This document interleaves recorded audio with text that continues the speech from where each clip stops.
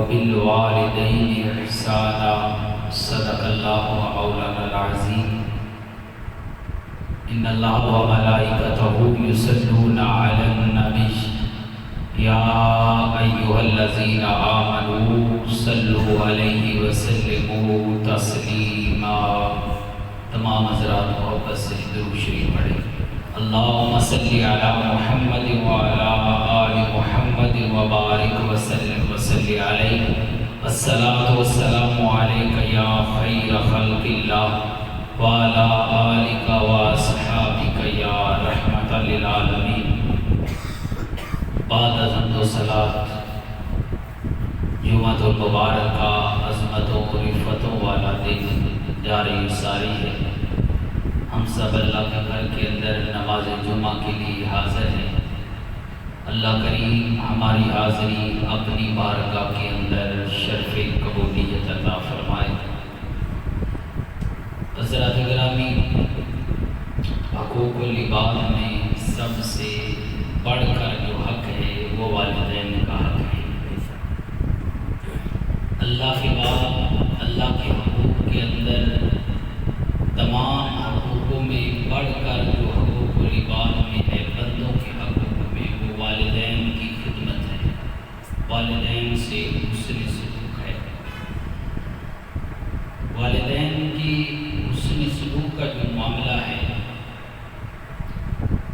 اگر انسان کے پاس 90% نہیں 99% سارے حقوق پورے ہوں، بیوی کے حقوق ادا کرتا ہے، بچوں کے حقوق ادا کرتا ہے، ہمسائیوں کے حقوق ادا کرتا ہے، رشتہ داروں کے، یتیموں کے، غریبوں کے، بیواؤں کے، مسکینوں کے، مسافروں کے، مجاہدوں کے سارے حقوق ادا کرتا ہے، اگر اس کے اعمال کے اندر والدین کی خدمت کا جو حق اللہ نے اس کے ذمہ لگایا ہے اس کی کمی ہے، باقی سارے کے سارے حقوق اس کے رد ہیں، کوئی اس کو فائدہ نہیں مل سکتا۔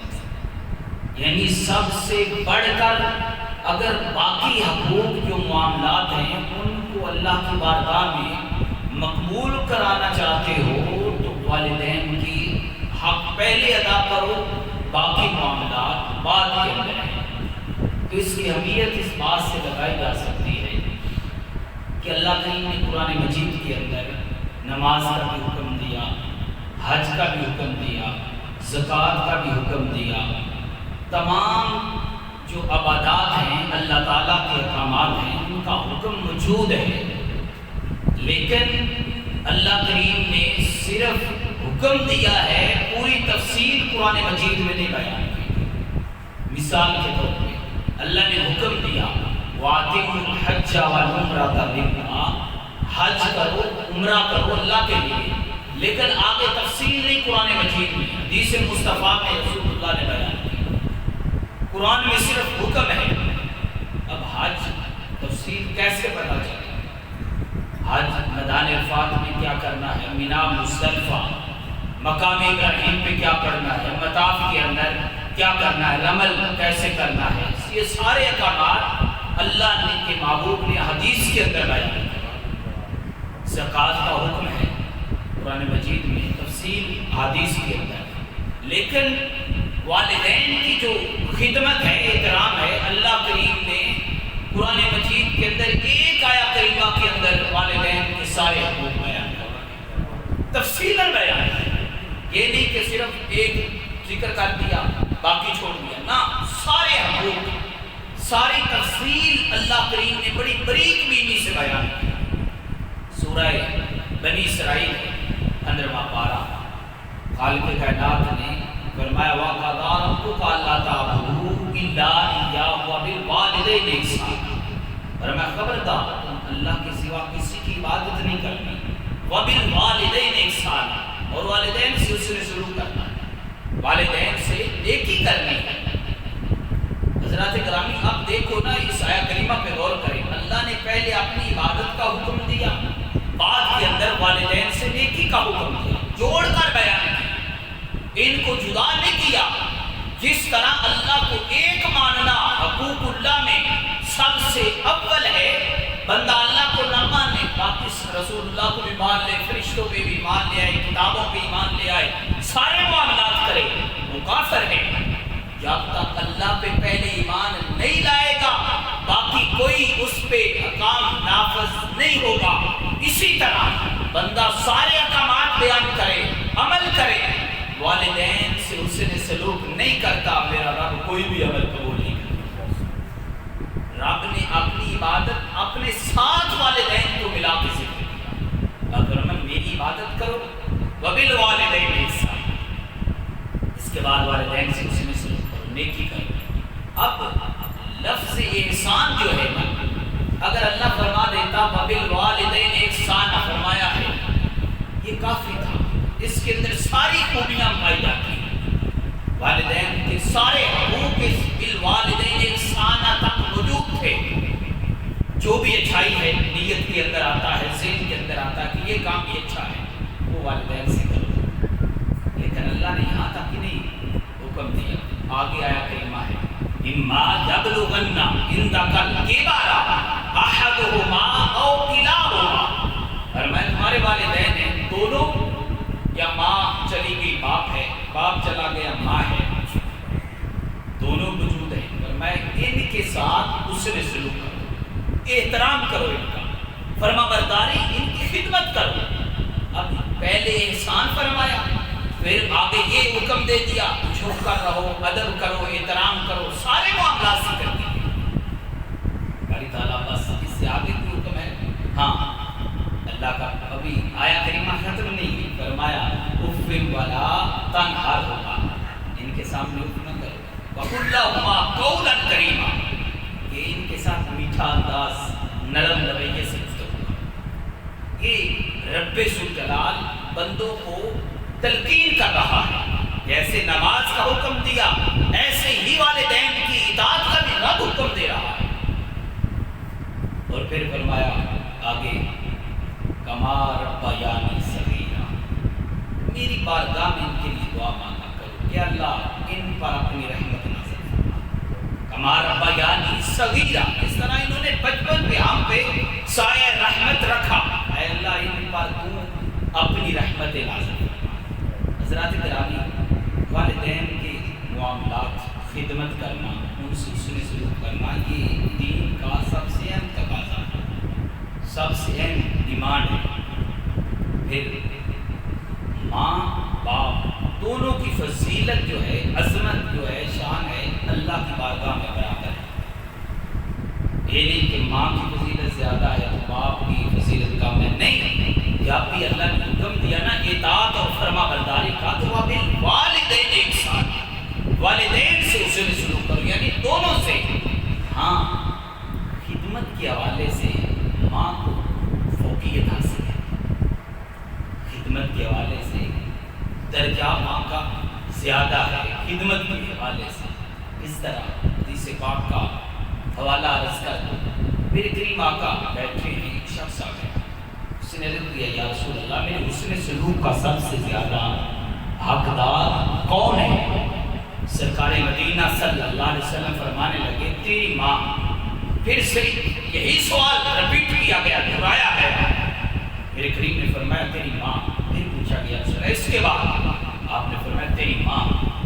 پھر پوچھا گیا یا رسول اللہ اس کے بعد؟ آپ نے فرمایا تیرا باپ، تیرا باپ، تیرا والد۔ حضرات گرامی، خدمت کے حوالے سے اطاعت دونوں کی برابر ہے۔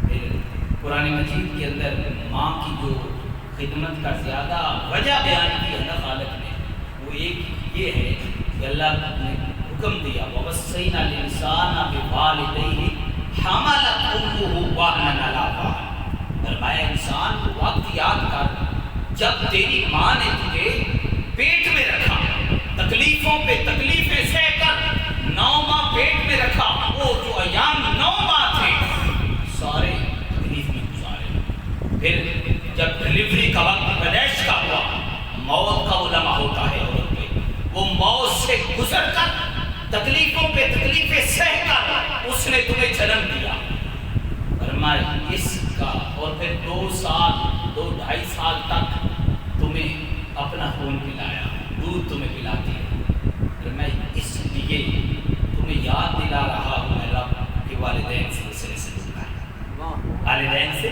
نیکی کا، ان کی خدمت۔ پھر والدین کو حکم دیا، یہ قرآن کا حکم ہے والدین کی خدمت کا۔ اب والدین کو حکم دیا، اور میں جب تک بالغ نہیں ہوتے اولاد تمہاری، اس وقت تک پہلے جو ایام ہیں 10 سال کے بعد 12 سال بالغ ہوتا ہے بچہ، اس وقت تک جو عمل کرے گا اس کا ذمہ دار والد ہوگا۔ قیامت کے دن اس سے پوچھا جائے گا، اس کی تربیت کے اندر کمی کوتاہی کوئی معاملہ ہوا، بچے کی فطرت جیسی، اگر بچے کو پیدائش سے گود سے اولاد والدین نے حلال کھلایا، تربیت اسلام کے مطابق کی، نیکی کا حکم دیا، خود تربیت اسلام کے مطابق کرتے رہے تو سرخرو ہے، ورنہ قیامت کے دن اس چیز کا بھی انہیں حساب دینا ہوگا۔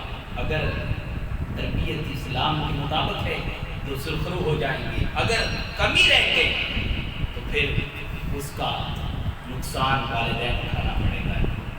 لہذا خدمت اولاد کے ذمہ خدمت لگائی، تربیت اولاد کی اللہ نے والدین کے ذمہ لگائی۔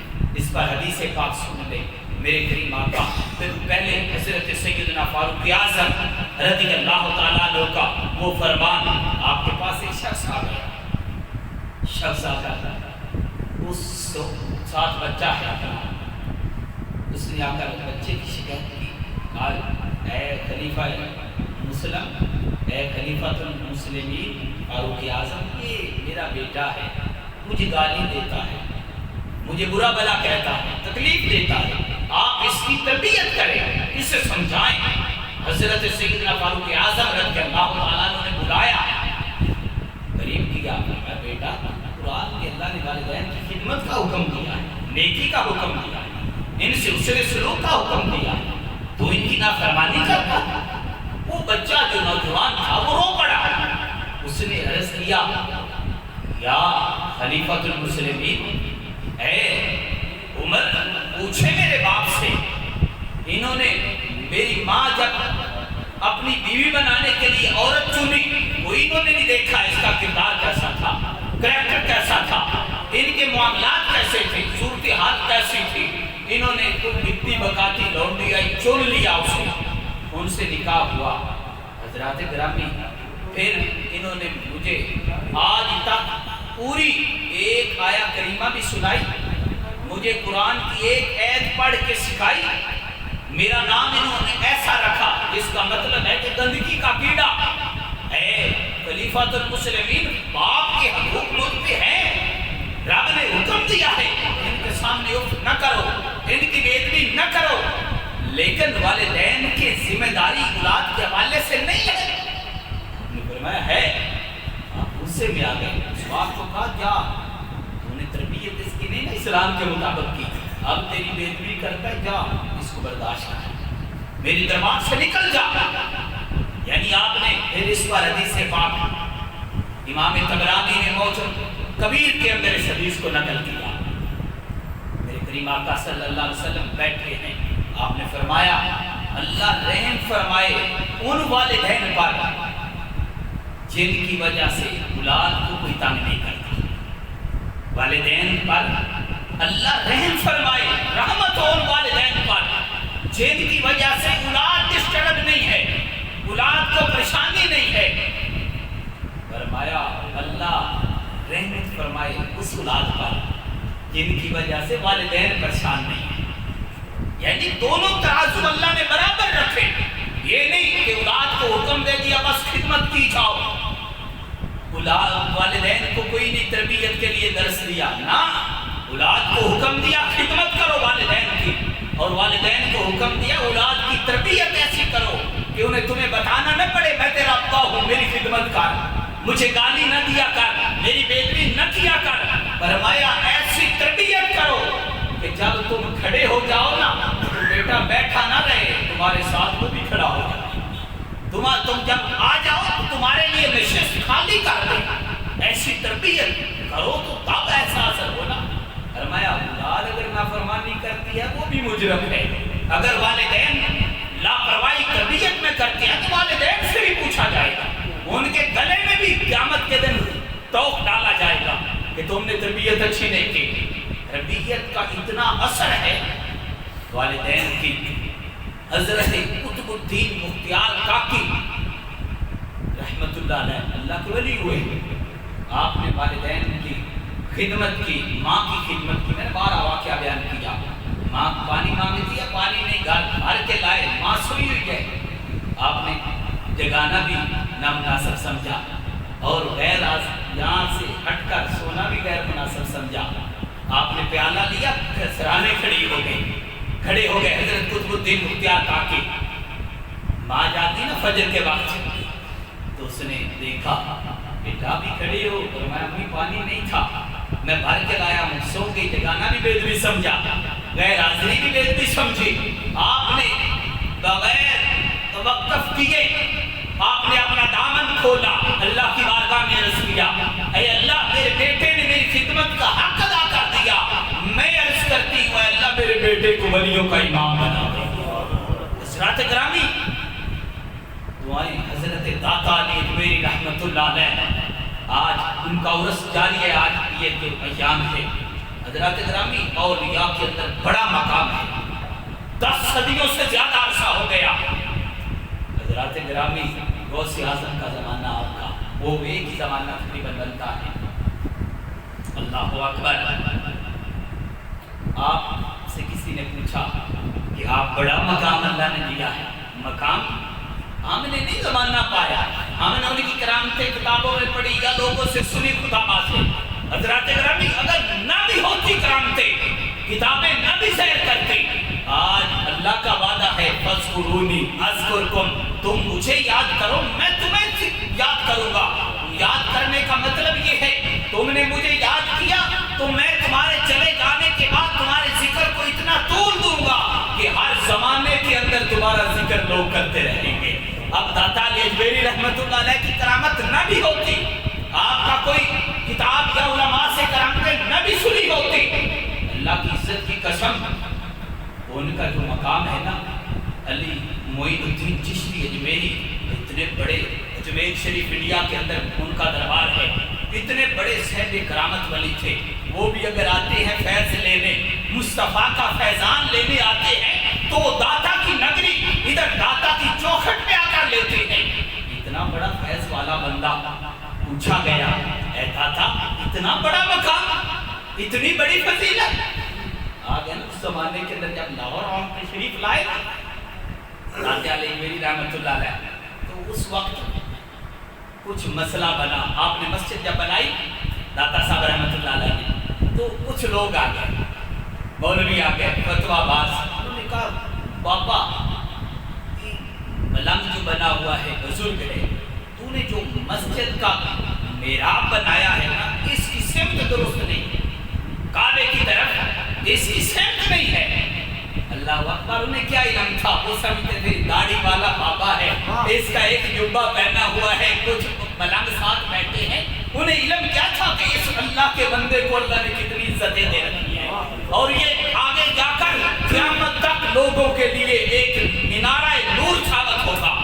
لوگوں کو کیا خبر تھی. حضرات گرامی جب اعتراض ہوا نا, آپ نے ان سارے مولویوں کو, مفتیوں کو دعوت دی, کہا آ جانا میری مسجد میں, شام کو فیصلہ کر لیں گے.